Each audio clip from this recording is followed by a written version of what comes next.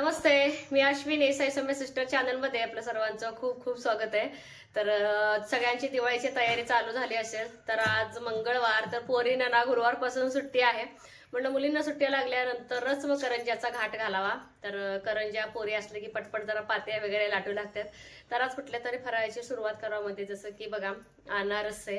तर मला साड्या पण तयार करायच्या आहेत, काय काय करावं दिवाळीची तयारी हे काय कळना, पण अनारसेच आज करावंच असं मी म्हणते। तर तयार आज पहिल्यांदाच मी असं प्रीमिक्सचं पीठ आणलेलं आहे, ते पिठाचं मी बनवायचं आहे। तर मला पण माहित नाही ते कसे होतात, पण बनवायचं त्याच पिठाचं आहे। तर चला, सकाळचं सगळं म्हणजे देवपूजा वगैरे झाली आणि चुलीवरती चपात्या वगैरे बनवून झालेत।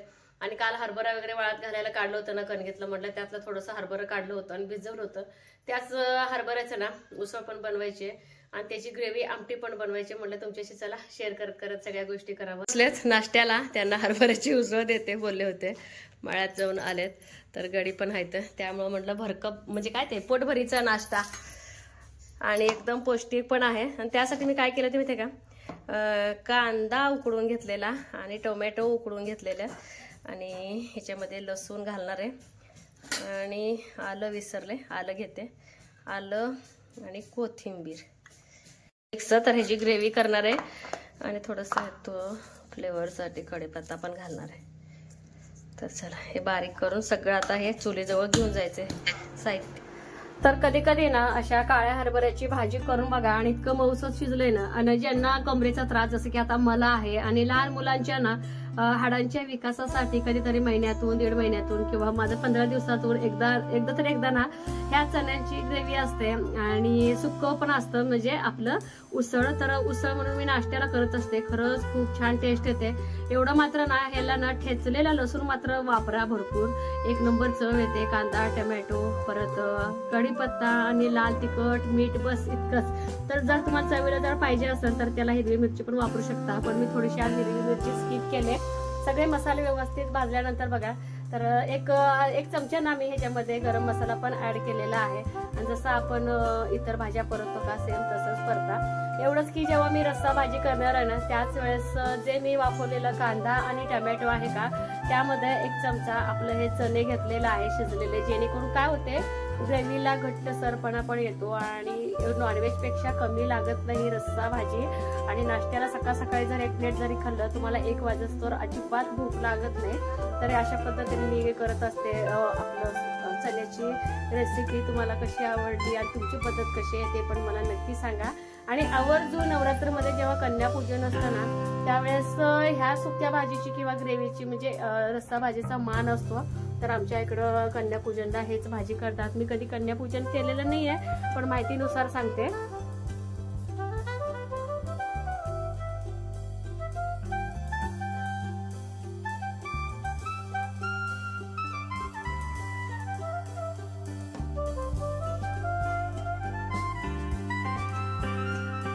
ना मस्त सगळ्यांचं छान उसळ खायचं चालू आहे आणि इतकं छान मऊसूत झालंय ना आणि झणझणीत, त्यामुळे ना मस्त लागते खाण्यासाठी।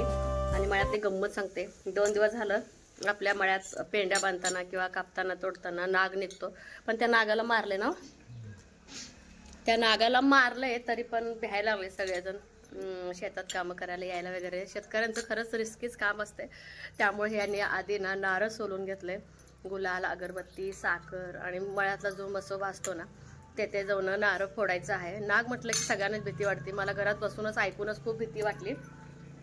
तर म्हटलं आता ते आज नारळ नैवेद्य पाणी करायचं आहे मका आपली करायच्या अगोदर। तर चला पुढची कामं पटापट आवरून घेते। स्वयंपाक आवरले आणि मी जे काल तूप केलं होतं का, हे बघा तुम्हाला तूप दाखवते, अगदी मस्त दाणेदार असं तूप झालंय। म्हटलं आता फ्रेश तूप आहे। तर आत्ता सकाळचे जास्त टाइम झालेले नाहीये, 7:15 8:30 वाजत आले। तर पोरीने आणखी आवरायला उशीर आहे, त्यांचे टिफिन पण लागलंच भरून घेतले आणि कपडे भिजवून घेतले। तर अर्धा 1 तासात आपलं हे पीठ भाजायचं होते, जसं की बघा। तर आई म्हणल्या की बेसन लाडूपासून सुरुवात कर।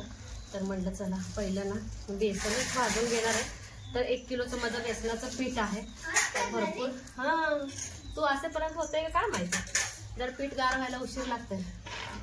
झाली आंघोळ तुझी? चहा ठेवायचे गरम करून लाडूमध्ये जास्त बेसन आहे ना। अगं बाई मला हे करायचंय पहिले, अजून चहा घे बाळा, आताच केलंय गरम आहे। आणि एकसारखं नाही पीठ भाजून घ्यायचं आणि लागेल तसं ना त्याच्यामध्ये तूप घालणार आहे मी. तर 1 नंबर असं तुम्हाला दाखवते भाजल्यानंतर कसं दिसते.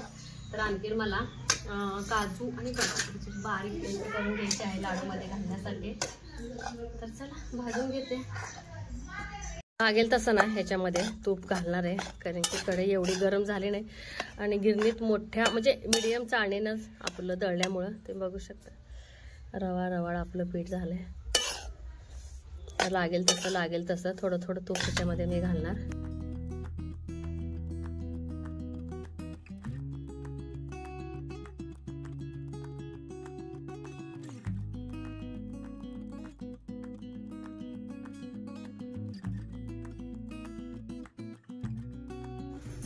तर हे बघा, तर सईपरला पण शाळेला घालवलं आणि जे आपण बेसन भाजलं होतं अशा पद्धतीनं कलर पण बघू शकता तुम्ही किती सुरेख असं आलेलं आहे आणि अगदी घबरं आहे आणि योग्य प्रमाणात आपलं तूप पण पडलंय. आणि तोपर्यंत काय केलं तर सकाळचे 11 वाजले. रिकामं बसण्यापेक्षा तर जे काय मी परवा साड्या घेतल्या होत्या का त्या साड्यांना सगळ्यांना पिको करून फॉल लावून घेतला. तर फक्त त्याला आता हात शिलाई करायची राहिली आणि तोपर्यंत आपल्या इकडचं सारण पण ना गार झालंय. तर याच्यामध्ये ना काजू बदाम. तर प्रत्येकाची ना बेसन लाडू करायची पद्धत वेगळी असते. कोणते डाळ बेसन घेऊन ना तूप घालून परततात तर कोण असं आमच्यासारखं डाळ भाजून दळून करतात. तर प्रत्येकाची पद्धत वेगळी असते. तर बेसन लाडूला बघा निम्म्याला निम्म साखर लागते. तर ना अंदाजेच टाकणार आता मी 3 वाटी. तर आपल्या घरात परीचं अगदी फेवरेट आहे बेसनाचे लाडू.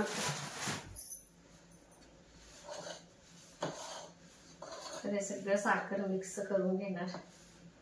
तर तुमची पण दिवाळीची तयारी कुठवर आली हे पण मला सांगा. आणि मळ्यात इतकी भीती बसले ना नाक साप म्हटल्यानंतर चेष्टा आहे का. दररोज एक साप फणी काढून बसतोय. तर त्यामुळे ह्याने नारळ जे फोडायला गेले सकाळी आणि तसंच मका तोडायचं पण चालू आहे. तर मळ्यातली कामं तर ते पण गेलेत. लागलंच म्हटलं काय चुकलं बिकलं असेल माफ करा म्हटलं मोसोबाला. तर हे बघा हे सगळं पीठ मिक्स.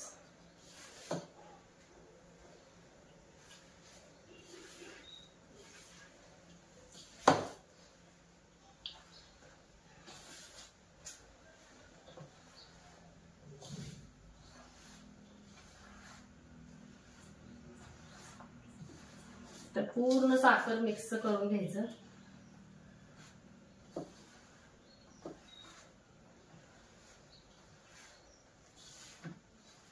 आणि जर आपल्याला जर वाटलं कधी कधी ना आपण जेव्हा भाजतो ना बेसन त्यावेळेस खूप पातळ होतं.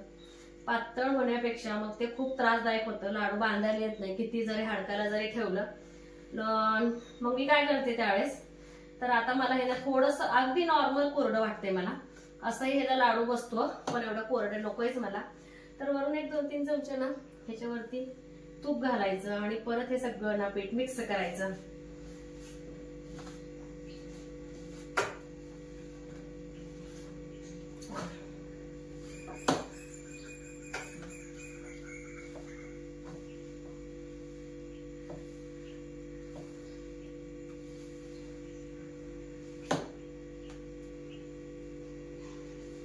तर असं आहे ना लाडू वळता येतो पण मी ना शक्यतो आता ह्याला खूपच घालणार ह्याच्यामध्ये.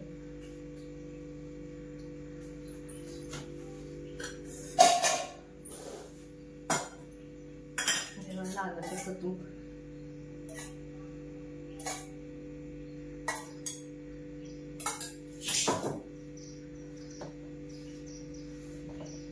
परत एक जीव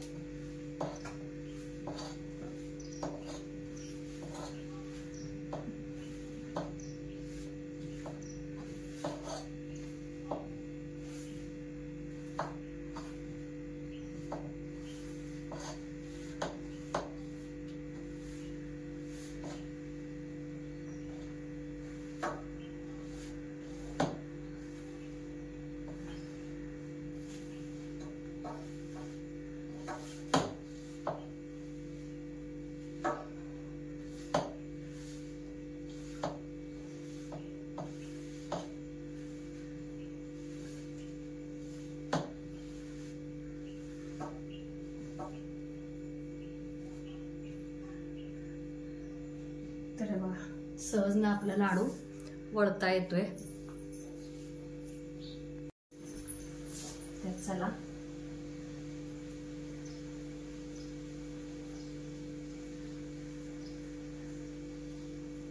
दिवाळीचं पहिला लाडू, पहिला फराळ माझा रेडी झाला. तर या सगळे खायला, फराळ करायला.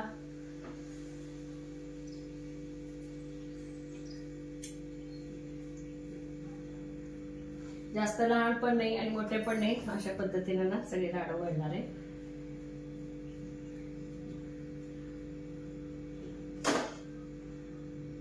चला आता मी पद्धतशीर ना खाली बसून सगळे लाडू वळून घेणार आणि वळल्यानंतर दाखवते तुम्हाला.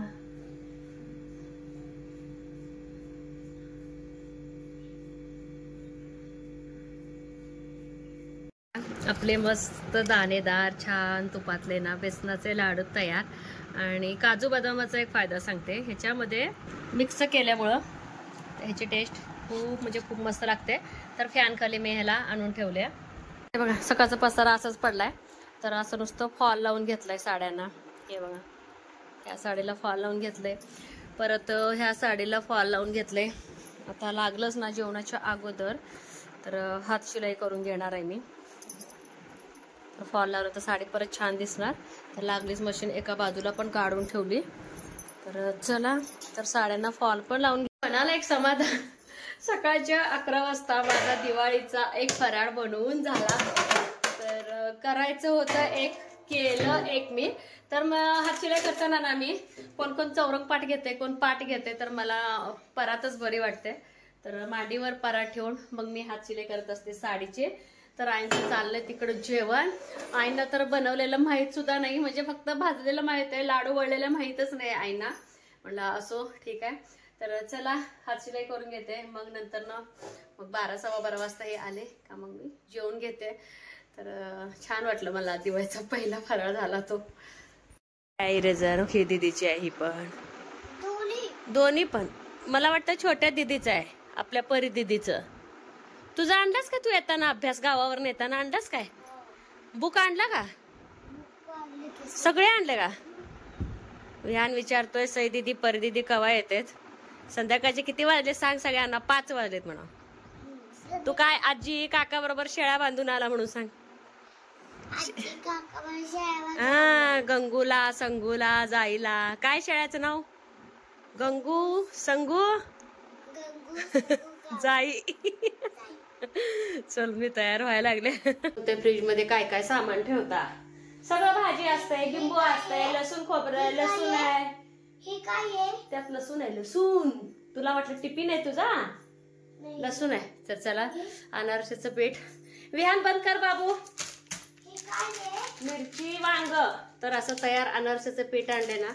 तर म्हटलं आता मी पण पहिल्यांदाच बनवते, म्हटलं तुमच्याशी पण शेअर करावं. बाहेर भरपूर असं आभाळ आलंय पण मला वाटत नाही पाऊस पडते. म्हटलं दुपारी चांगली 1 तास झोप काढली, कारण की बघा सकाळचं स्वयंपाक, फरशी, धुणं, भांडी, 3 साड्या, पिको फॉल प्लस बेसनचा लाडू. जेवल्यानंतर ऊन भरपूर दुपारी पण दमल्यासारखं झालं. केलं ना तुम्ही? बघा विहानच्या घरी पण बेसनचा लाडू केला, काकीच्या घरी केला. विहान त्याने पण बेसनचं लाडू केले. आता म्हटलं चला तर सगळं पीठ काढून घेते. तर चांगलं हे पीठ आहे ना 1/2 किलोचं पीठ आहे. तर सगळंच करणार आहे मी. मला वाटलं ना असं पीठ आहे असं का वाटलं आणि दुधाचा हात लावून मळायचं का वाटलं. पण हे बघा पीठ येतानाच असं आलंय. हे बघा असं हो बघा लागलाय. तर हा असं आलेलं आहे पीठ. तर गुळाचंच आहे तर हे. तर चला म्हणलं आता करायला घेऊ. मध्ये मध्ये लोडगुड हाय संग होय. चला खसखस काढू आणि एकसारखं आणखीन आता मळून घेते ह्याला. दरवेळेस घरीच बनवत आहे पण ह्या वेळेस थोडं म्हटलं बाहेरचं आणून बघूया. मागच्या दिवाळीला जेवढे अनारस बनवले तुम्हाला सांगते कोणीच खाल्लं नाही. मला वाटतं ज्या बायकांना मी बोलवले होते फराळीला त्याच खाल्ले असते. नंतर घरात आपल्या घरी कोणीच मोडले नाही आणि सगळे अनारस इमात्याला देऊन टाकले. नासाडी का झालं नाही पण वाईट वाटतं, इतक्या कष्टाने बनवले. आणि अनारसा दिवाळीला स्किपच करा म्हणलेले, पण अनारशाशिवाय ना आपलं जे काय लक्ष्मीपूजनाचं ताट आहे का फराळाचं ते पूर्ण नसतं. त्यामुळे मग अनारसा बनवायला घेतलंय. तर ह्याच्यामध्ये मध्ये लुडबुड चालू आहे. तर चला, तर चुलीवर करूया का गॅसवर करूया विचारते आहे ना की हाय असं सांगितलं तू. चलो आता आपण अनारसे करायचे. त्याला हलवायचं नाही हा ट्रायपॉडला, मग ते आपला मोबाईल पडतो. तर असं छोटे छोटे गोळे करून घेतले मी. तर बघू आता किती होतात. आणि दोन्हीकडून पण तुला वय आम्ही जेव्हा दीदीला आणू ना आईस्क्रीम, मग तुला पण आणते. तुमच्या सगळ्यांनाच आणू. कुणा कोणाला आणू?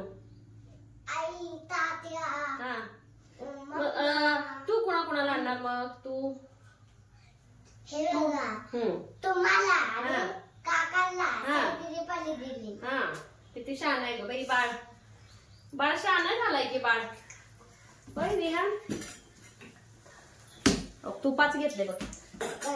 तुपाचं भांड घेतले. चमचा घ्यायचं सोडून तेलाचा. छान होत्या रेडीमेड पण अनारस. जर घरगुती अनारस मध्ये थोडीशी भीती वाटते. भीती काय वाटते हो? आता 5 मिनिटात येतात बघ बाळा. 10 मिनिटं. आता किती वाजले? 5:15 वाजत आलेत काय. आणि अनारसेवरती ना जास्तीत जास्त तेल सोडत राहायचं. काय इन्व्हर्टर होय? हाय गे आणलं का तुम्ही इन्व्हर्टर? तुम्ही कुठे राहताय? विनुकोंडा. तर विहान आंध्रात राहतोय. आंध्रातल्या नाव सांगा थांब, आपण पूर्णाची चाळून घेऊ.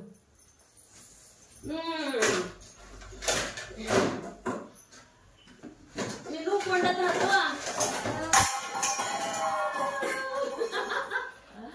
आउट. छोटे छोटे छोटे करू अनारस.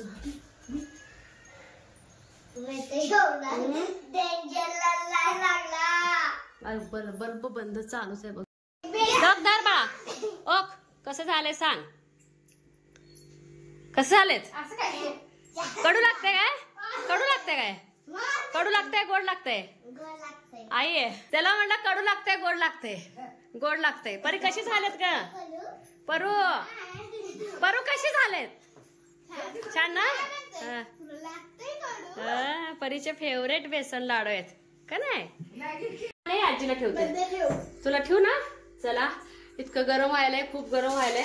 आणि मी थोडं तळलंय. परत आई आल्या तळायला आणि तुम्हाला जवळनं पण दाखवते. खूप छान आपले अनारसे तयार झालेत. लाडू पण तयार झाले.